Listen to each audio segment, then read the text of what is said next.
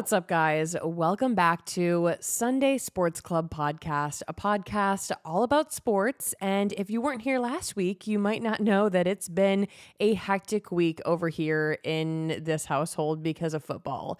So if you weren't here last week, my husband was released from the Las Vegas Raiders, and he is currently a free agent. And you might be thinking to yourself, wait, a player can get released middle of a season? Yes, a player can essentially get released at any point in an NFL season. It doesn't matter how much you get paid, if you have guarantees, if you're injured, essentially you can get cut at any point. So nobody is safe. It's definitely not the most stable job in the world, but there's pros and cons, obviously, that we talk a lot on the podcast about. So my husband and I made the decision to move from Vegas to Orange County for a variety of reasons. Number one being our family and that we're a lot more comfortable here. I have a doctor here. The second thing being that my husband needs to stay up to date with his fitness routine, like being active and working out and all of that with training, because he is a free agent and can get picked up at quite literally any point. Like he can get a call in a minute, he can get a call in a week, he can get a call in January. So he really has to stay on top of his whole fitness routine. And in Vegas, it's not like he can go and work out at the Raiders facility. That's not happening. He just has a gym here that he likes. We have a gym in our garage that he can work out in. And it just was, I don't know, it just ended up working out best for us to come back here. So the past week, we have been running around trying to unpack. I'm 9 months pregnant, by the way. So there's just been a lot happening. And being an NFL wife, it's like, not the hardest thing in the world, obviously, but it makes sense as to why so many wives can't get a typical 9-to-5 job.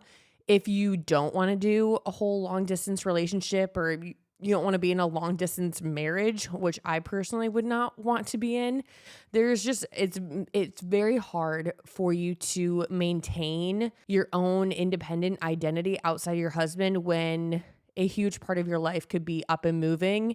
And at a moment's notice, it can just be very hard. And it's crazy that so many people have a lot of negative things to say about wives and like, why don't you have a job, blah, blah, blah.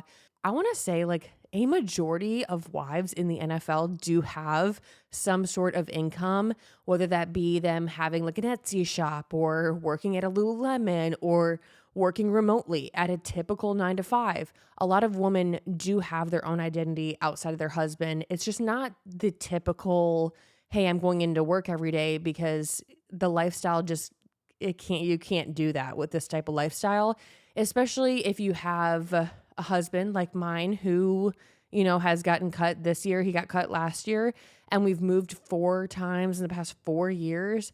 So I'm very grateful to have a source of income outside of the NFL and that I can bring in some sort of income.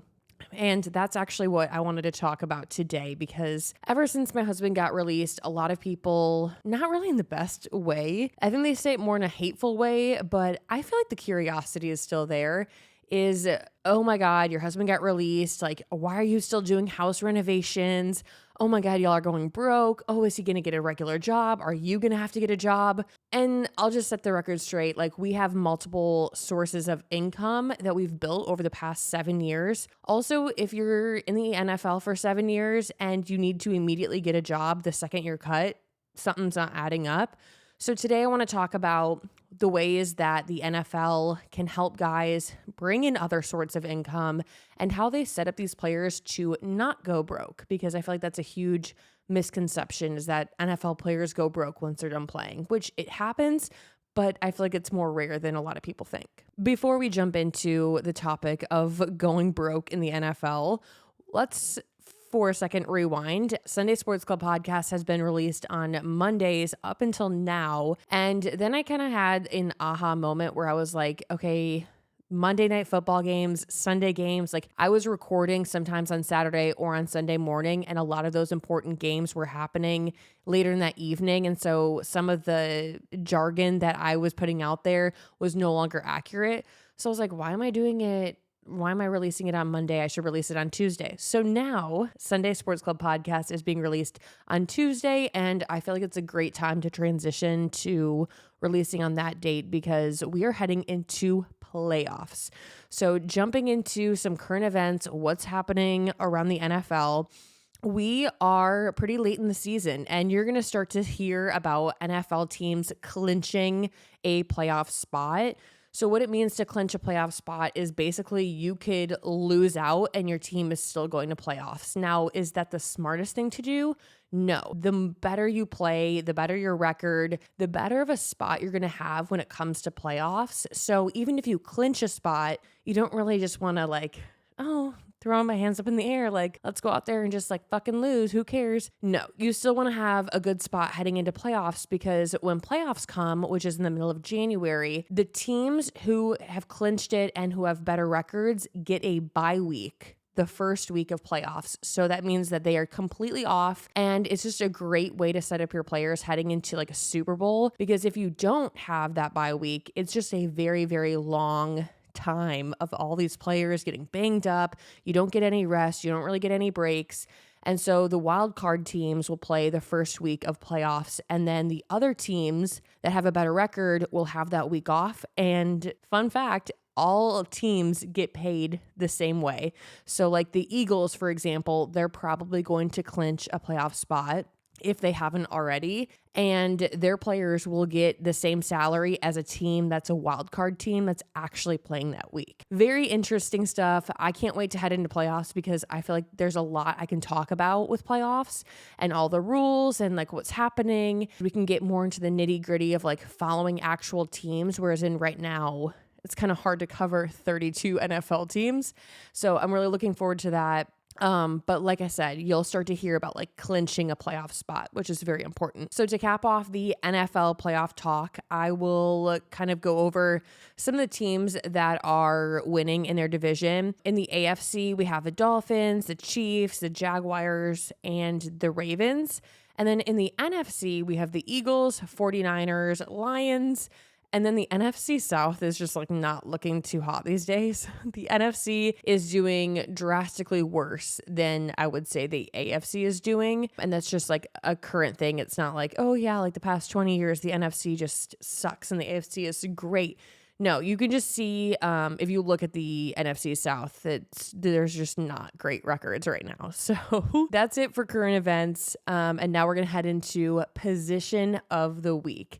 Position of the week, we have a very popular player who is this position of the week. And this week we are covering a center. So what is a center in the NFL? A center is the innermost lineman. That's where they get their name, a center. And they are the person that is snapping the ball to the quarterback. So they are an offensive player. They're in the offensive line, and it is the center of the line. And this player is very unique in general because they're some of the most unathletic people, meaning they don't need to run fast. They don't need to do trick plays. They are literally there to snap the ball and block. So they're usually a very, very wide person and a very large person at that. So a very popular center in the NFL. We know him. We love him. We love his wife too. It's Jason Kelce. Obviously, you guys know the Kelce brothers, kind of going viral right now. And so he is the center for the Eagles. He is touching the ball every single play. He is snapping the ball back to the quarterback. And an interesting fact that I had to cross-check with my husband is, can a center get a false start? So I talked about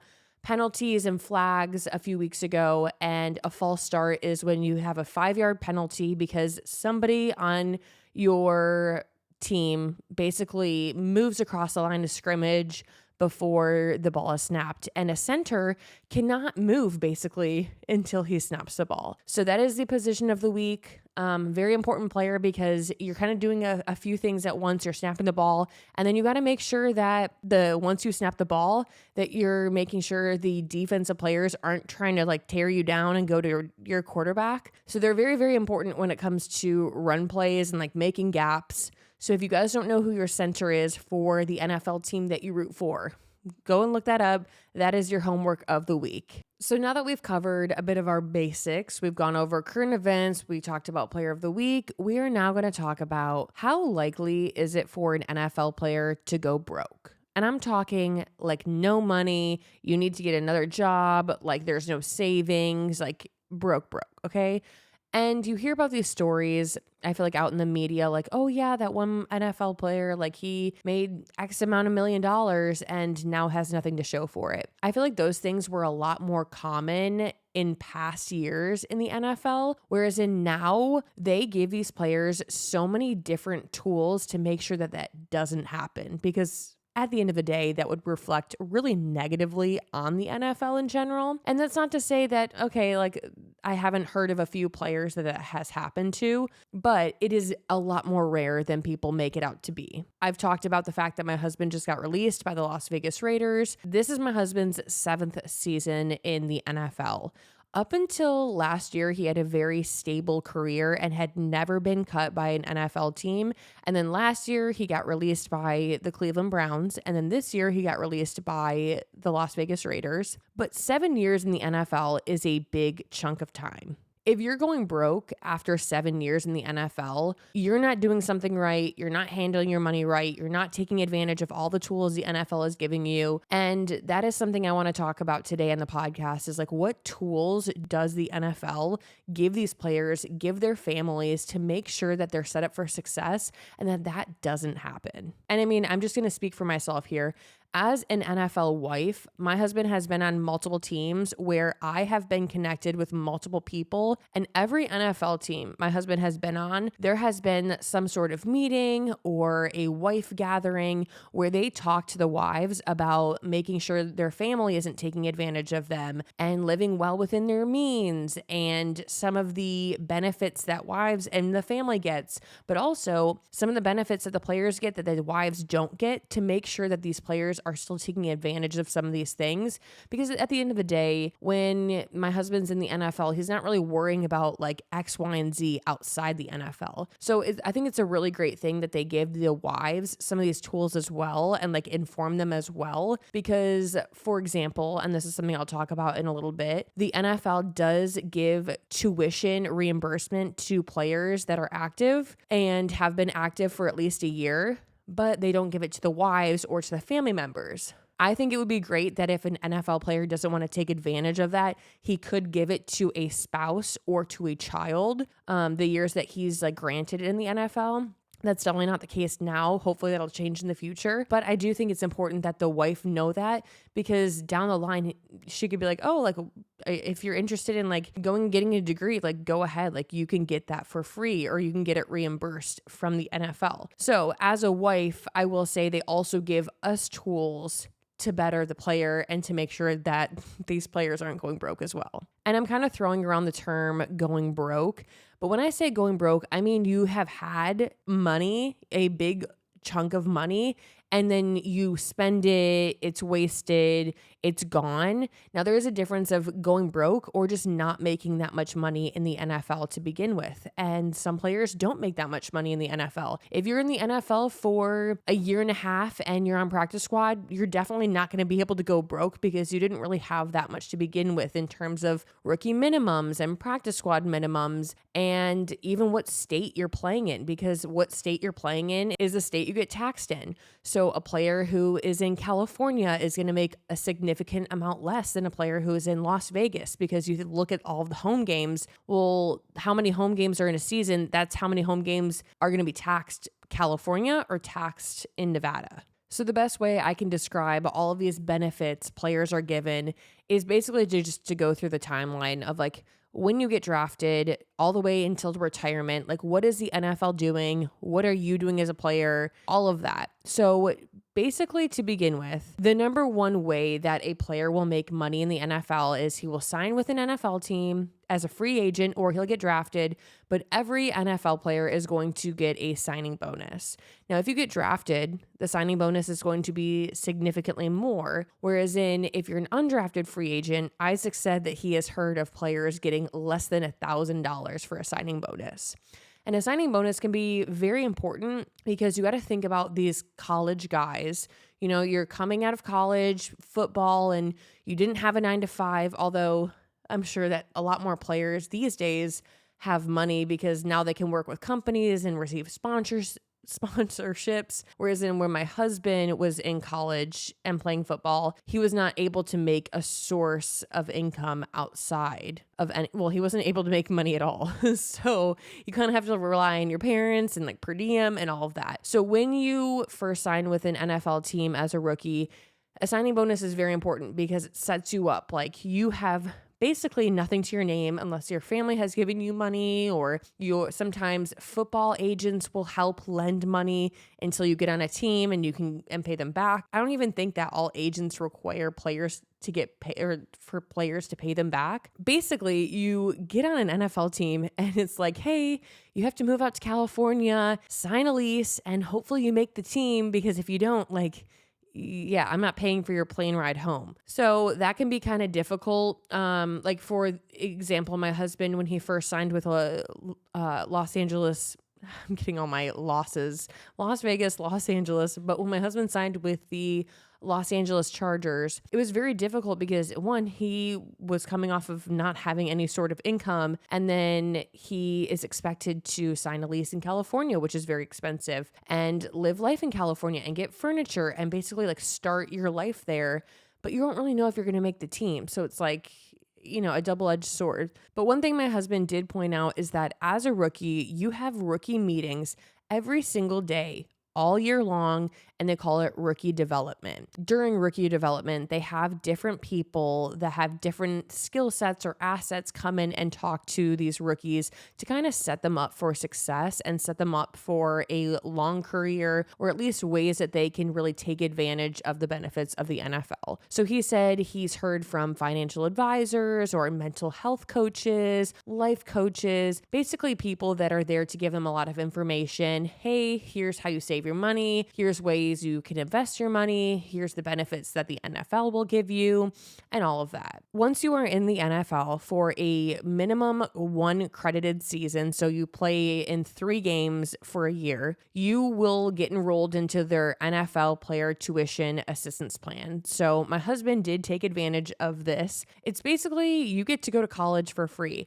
You can finish out your college degree because some players leave college early and do not get their undergrad degree. My husband ended up getting his undergrad degree from Notre Dame, but he wanted to still take advantage of this tuition assistance plan. So my husband ended up enrolling in a master's program at Indiana University. It was all online, all virtual. So he ended up taking a few credits actually during his rookie year in the NFL, and he can still take advantage of that. So I think that is really cool. If you have 2 credited seasons, you get $25,000 for college. If you get 3 credited seasons, that's $45,000. If you get 4 credited seasons, $65,000. And if you have 5 or more credited seasons, so my husband has 7, he gets $85,000 towards going back to school. That is something that like down the line, if he wants to go back to college, it's, let's say like he takes 10 years off and he's like, oh, okay, I kind of want to get like a normal job. Like I want to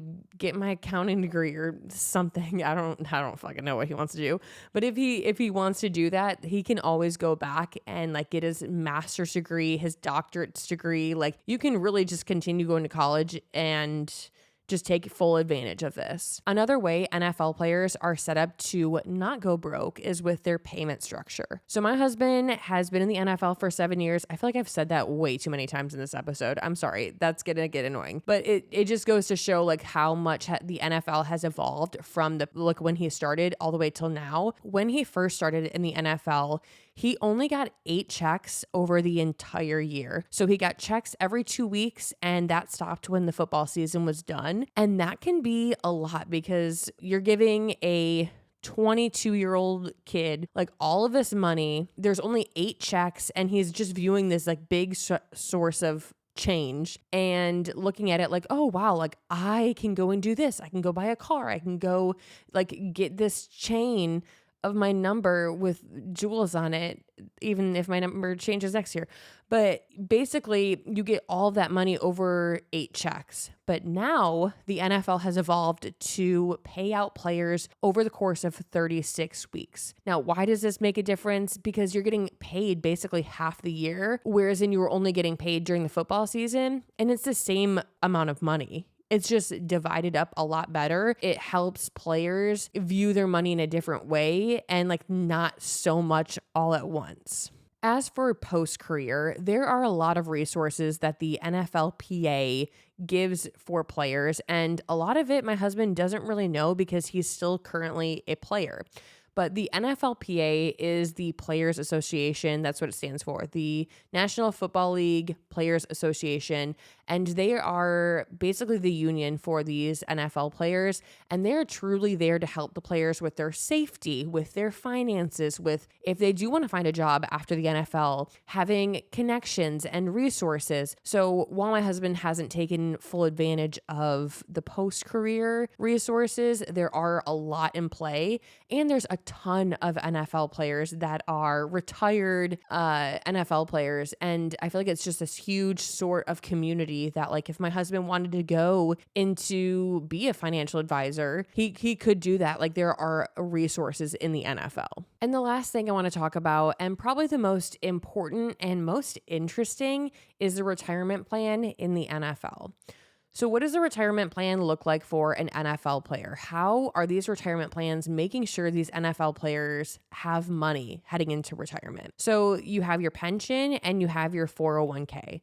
So the pension is a monthly payout that once my husband turns 55, he can choose to take that monthly payment or he can choose to defer it and it will gain interest. It's basically an investment, just like any other investment. So he can choose to take advantage of that when he's 55, or if he feels like we're doing fine, we're chilling, he's going to be like, oh, like, I don't really need that right now. I'm just going to like keep letting that grow. And the thing about the pension is that it is transferable to our children. So that I think that's a great thing. It also is a amount of money that you will get each month, but it depends on how much or how long you are in the NFL. So the longer you are in the NFL, the bigger your pension will be and the bigger your monthly payment will be once you turn 55. So as of recent, I've been seeing a lot of hate comments about, oh, your husband's not that good. He keeps getting released. Like, is he going to retire from the NFL? Like, he's on his way out. If my husband is playing at least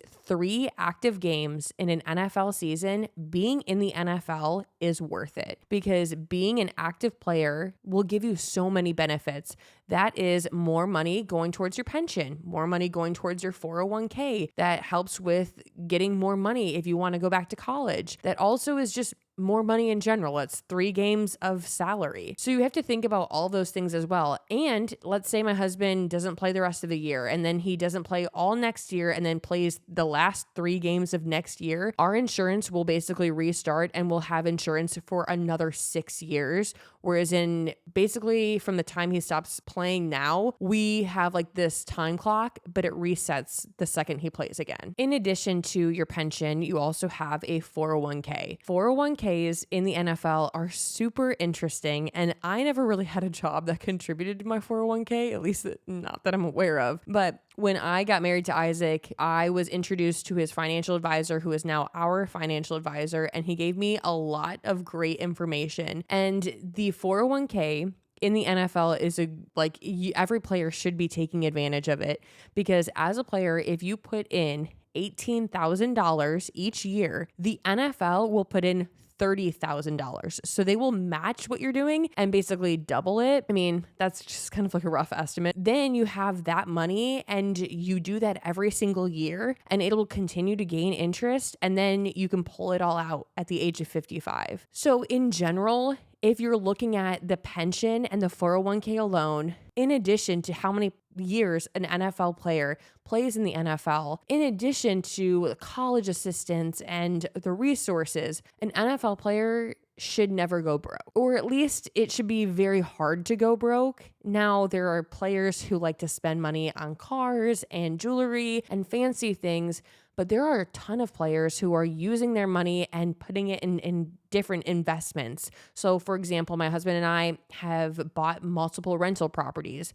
That's an investment. My husband and I have also other side jobs. That's kind of an investment. So, like, we're investing in ourselves. And the NFL is helping us do that. So, I hope this was a very eye-opening episode.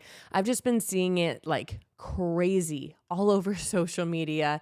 Oh, your husband's going broke. Oh, you're going to have to get a job. It's like, well, number one, I do have a job.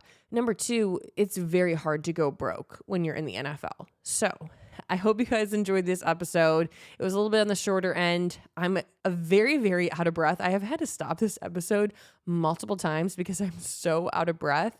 I think it's because I'm filming it in the evening. I should try filming it in the morning when I have a little bit more energy. But be sure, if you guys are not following the Instagram, to head over and follow the Sunday Sports Club podcast Instagram, because Isaac and I are doing our first of the month episode where it's just like a Q&A episode. We answer everything rapidly and we give you a lot of information. I can give my side, Isaac can give his side. But be sure to head over to the Instagram because I'll be leaving up a little Q&A thing over there. But if you guys have any questions, feel free to DM me on Sunday Sports Club podcast Instagram or leave a comment on a reel and I'll be sure to answer it in a future episode. But with that being said, I hope you enjoyed.